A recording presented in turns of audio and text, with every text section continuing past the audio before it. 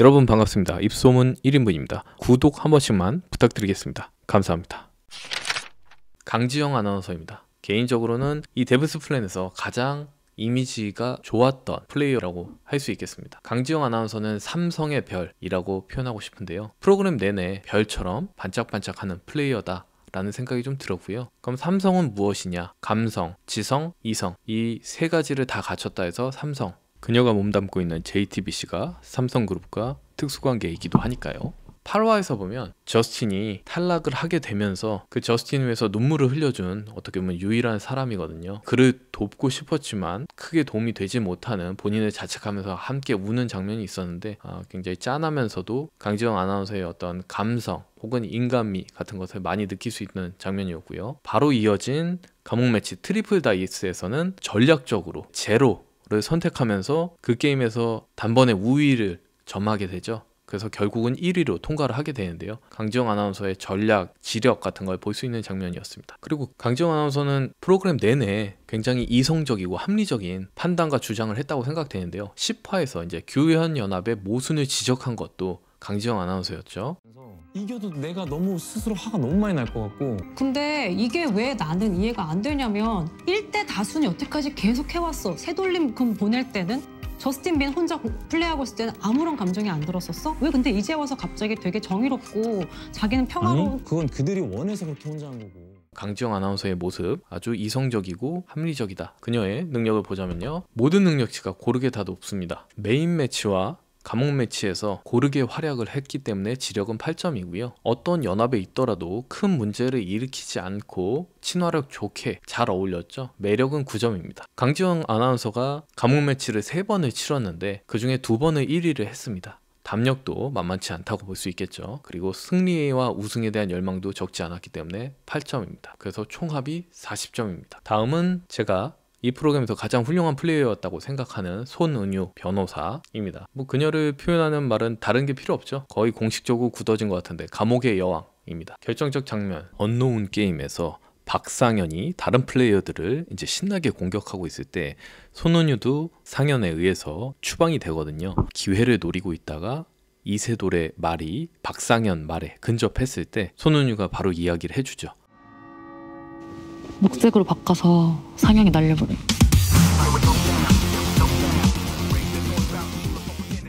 거의 게임을 끝날 수 있는 목전까지 갔던 박상현을 날리면서 게임의 양상이 완전히 바뀌게 됩니다. 손은유의 전략과 빠른 판단력을 볼 수 있는 그런 장면이었죠. 제10화 균형의 망칼라에서 제가 손은유에게 정말 감탄하면서 봤던 장면이 있는데요.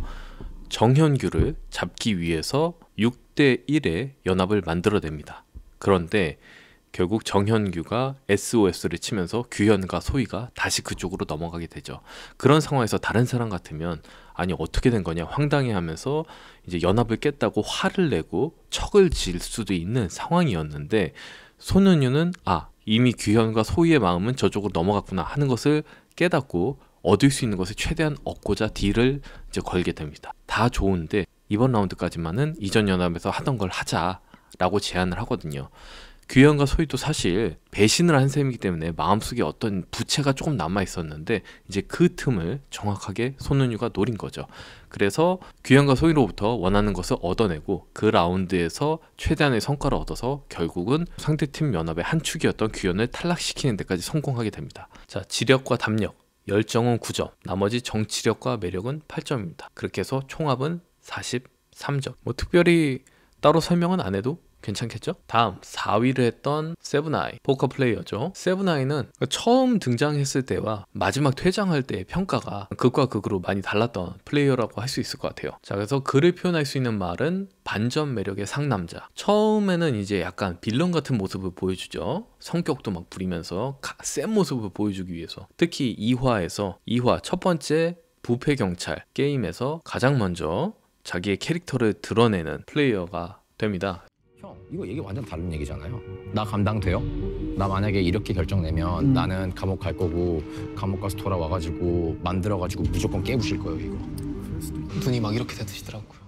처음에는 플레이어들이 약간 꺼리는 아우 쟤 좀 이상한데? 라고 하면서 꺼리는 플레이어였는데 점점 갈수록 마지막에 갈수록 시청자들도 그렇고 다른 플레이어들에게도 평가가 좋아지죠. 그래서 급기야 그 하이라이트가 11화인데 11화 의심 배팅을 진행하면서 마지막에 4인이 남아서 게임을 진행하는데 1, 2위를 차지하고 있던 정영규와 윤소희가 최현준을 오히려 떨어뜨리기 위해서 세븐아이를 이용하려고 하거든요. 근데 세븐아이가 그걸 단호하게 거절하죠. 그러면서 나까지 컨트롤하려고 하지 마라 얘기를 하는데 꽤 멋있는 장면 아니었나. 왜냐면 그때까지만 해도 정형규와 윤소희 혹은 규현 이 연합이 원하면 다 원하는 대로 가스라이팅하고 컨트롤하려고 실제로 그게 성공하기도 했고요. 근데 그걸 단호하게 거부했던 이 세븐아이의 기계 나까지 컨트롤하려고 하지 마. 이거 굉장히 멋있었던 장면이라고 생각하고요. 그 부분도 사이다였죠. 형규에게 근데 그건 왜 그렇게 정한 거야? 왜 맨날 형균이 1등이야? 왜 근데 도대체 너네는 어떤 기준으로 1등을 잡은 건가 해서 궁금해서 물어보는 거야. 소위 이유가 있어? 저도 어제 패스 받아가지고 그냥 큰 이유 없어요. 오케이. 결국 말뿐이 아니라 행동으로 보여주죠. 정형규가 우승한 꼴은 못 보겠다 해서 소희를 1등으로 올리면서 이제 마지막 산화를 하죠. 그렇게 퇴장을 하는데 어떻게 보면 시청자들이 이 프로그램에서 느낄 수 있었던 마지막 사이다 한 잔이 아니었나. 그래서 그의 능력치는요. 마지막 모습만 딱 보자면은 세븐아이는 이거보다 당연히 점수가 높았어야겠지만 프로그램 전반의 모습을 보고 평가를 하려고 노력을 했거든요. 그래서 지력은 7점, 정치력과 매력은 각각 6점. 아무래도 껄끄러운 캐릭터였던 시간이 꽤 길었으니까요. 그리고 담력과 열정은 8.9점 해서 총합은 36점입니다. 카이스트 학생이자 모델인 최현준, 그를 한마디로 표현하자면 실패한 화이트 타이거. 인도 영화 중에 화이트 타이거라는 영화가 있거든요. 제가 굉장히 재밌게 본 영화인데 거기에서 보면 인도는 계급사회잖아요. 인도의 가장 최하층이었던 주인공이 어떻게든 상류 사회로 올라가 보고자 발버둥 치는 그런 장면이 나오거든요. 결국 그렇게 하층에서 상층으로 올라가는데 성공한 사람은 화이트 타이거라고 한다고 하고요. 화이트 타이거, 하얀색 호랑이잖아요. 굉장히 희귀한 존재거든요. 그만큼 잘 나오기 어렵다. 자, 최현준은 처음부터 이제 감옥동에 배치받았지만 히든 미션, 같은 히든 미션인데 생활동 히든 미션을 여러모로 나은 환경에서 했는데 최현준은 진짜 고생을 했죠. 우물에서 막 비 맞아가면서 10분밖에 시간 안 주는데 막 물은 점점 차오르고 상류 사회로 올라가고 싶어서 발버둥 치는 영화 화이트 타이거의 주인공과 굉장히 닮은 부분이 있었고요. 다만 그는 결국 신분 상승에는 실패하고 말죠. 히든 미션을 잘 완료해서 생활동으로 잘 진출하나 싶었는데 결국 마지막에는 다시 나락으로 떨어집니다. 현규, 소희연합의 구걸타임. 이게 굉장히 전 보면서 씁쓸했는데요. 바로 그 전 장면에서 세븐하이가 자신을 위해서 희생하는 장면이 나오는데 최현주는 바로 강자였던 정형규, 윤소희 연합에 국어를 하러 가죠. 나도 점수 좀 달라 이러면서 바닥에서 상류 사회로 올라왔지만 결국 바닥으로 다시 떨어지기 싫어서 상류층 사람들에게 국어를 하게 되는 그런 실패한 화이트 타이거의 모습 굉장히 씁쓸했습니다.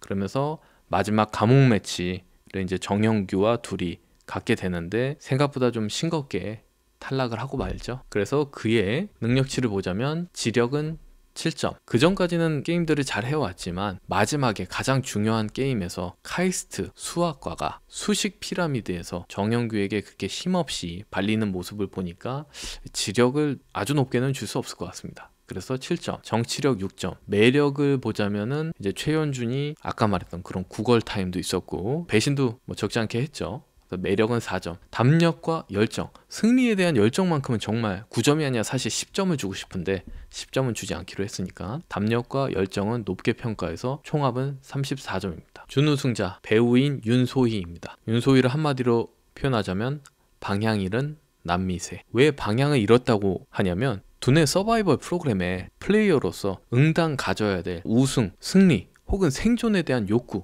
이런 거를 전혀 갖추지 못했기 때문에 사람들에게 공격을 받는 것이거든요. 근데 처음에는 그녀도 잘 방향을 잡고 있었어요. 5화에서 보면은 이제 헬로윈 몬스터 다른 플레이어들을 탈락시킬 수 있습니다 이런 설명이 있었거든요. 그랬더니 윤소희가 누구를 어떻게 탈락시킬까 생각을 좀 해봐야 될 것 같다 이런 인터뷰를 하는데 그때까지만 해도 누군가를 탈락시키고 자기가 올라가야겠다 그런 플레이어로서의 당연한 마음가짐이라든가 기준을 잘 잡고 있는 듯 했는데 언젠가부터 이게 흔들리기 시작하죠. 그럼에도 불구하고 윤소희는 굉장히 뛰어난 두뇌의 소유자였습니다. 네 번째 메인 매치였던 보물섬 다 같이 헤매고 있을 때 마침표를 찍은 주인공이 바로 윤소희였죠. 자, 여기까진 좋았는데 10화, 11화, 12화로 가면서 윤소희의 이미지는 바닥을 뚫고 지하로 처박히게 되죠. 11화에서 세븐하이가 나는 정형규가 우승하는 건 원치 않으니 윤소희 네가 우승을 해라. 이게 내가 원하는 마지막 그림이다 라고 하면서 장렬하게 산화를 하는데 그 이후에 윤소희가 나는 너무 그게 싫다면서 막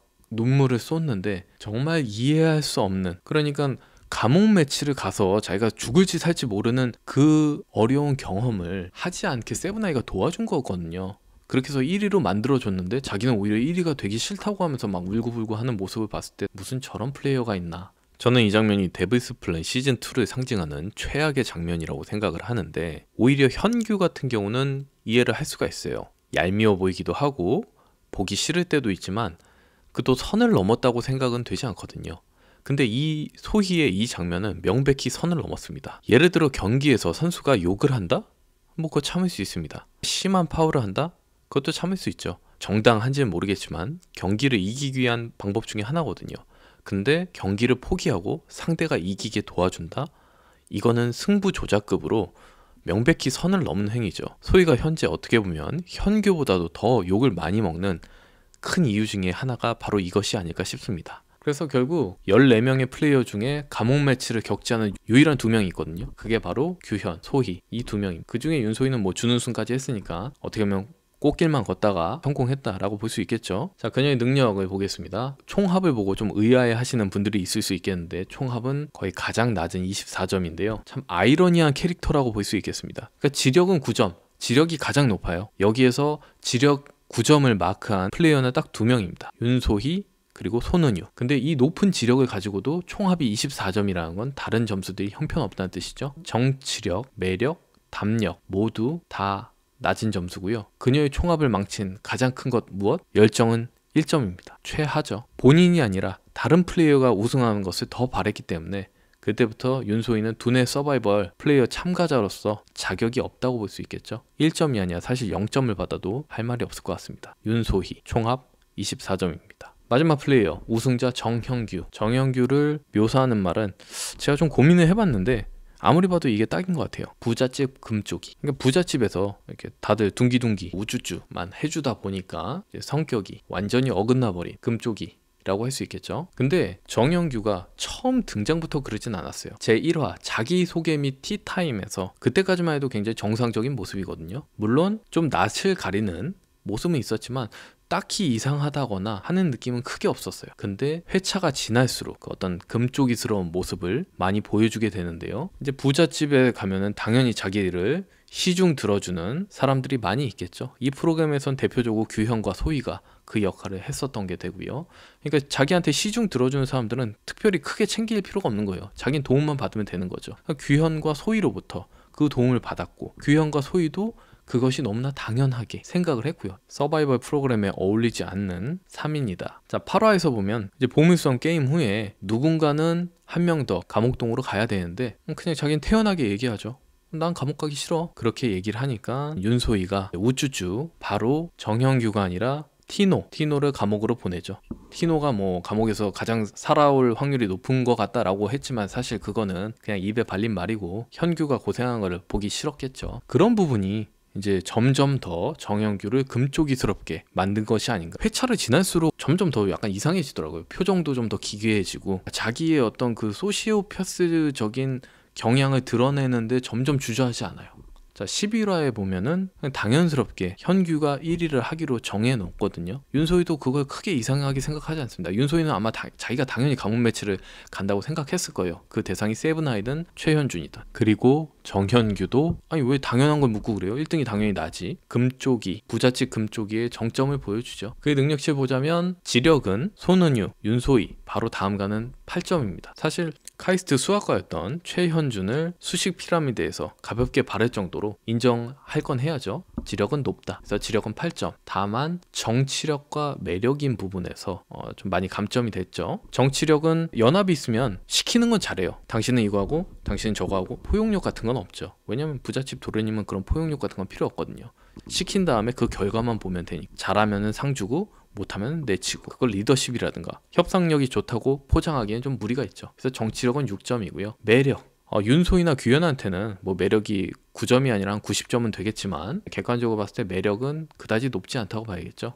사실 제가 이 프로그램에 플레이어를 참가해도 정형규 같은 플레이어를 믿고 같이 플레이할 수 있겠느냐 하면 저는 아니라고 보거든요. 그래서 그의 매력은 3점. 다만 담력과 어떤 우승하고자 하는 열정은 꽤 높아서 8.9점. 그래서 총합은 34점입니다. 참고로 두뇌 서바이벌 프로그램의 최강자라고 할 수 있는 장동민의 수치를 한번 매겨보자면, 저는 장동민은 지력과 정치력, 담력, 열정 모두 10점이고 매력만 8점인데요. 장동민 캐릭터가 워낙 세다 보니까 매력마저 만점을 주긴 조금 어렵고 8점. 아니 아까 9점까지라고 하지 않았나요? 장동민은 예외죠. 총합 48점. 다만 데블스 플랜에 오면 그도 목숨을 부지하긴 어려울 수 있다. 왜냐면 연합의 힘으로 바로 아웃될 수 있거든요. 자, 그래서 모든 플레이어들의 점수를 다 매겼는데요. 1위부터 5위까지 순위를 한번 보자면 1위 손은유 43점, 2위 강지영 40점, 3위 세븐아이 36점, 공동 4위가 있네요. 정형규, 최현준, 저스틴민 34점이고요. 마지막 5위는 티노의 33점입니다. 자, 데블스 플랜, 제가 데블스 플랜 시즌2만으로 어느새 보니까 이것까지 포함해서 총 영상을 7개나 만들었더라고요. 그만큼 재미있게도 보면서 또 욕도 많이 했던 그런 프로그램입니다. 이제 이 영상을 마지막으로 보내줘야 될 것 같고요. 긴 영상 시청해주셔서 여러분 감사합니다.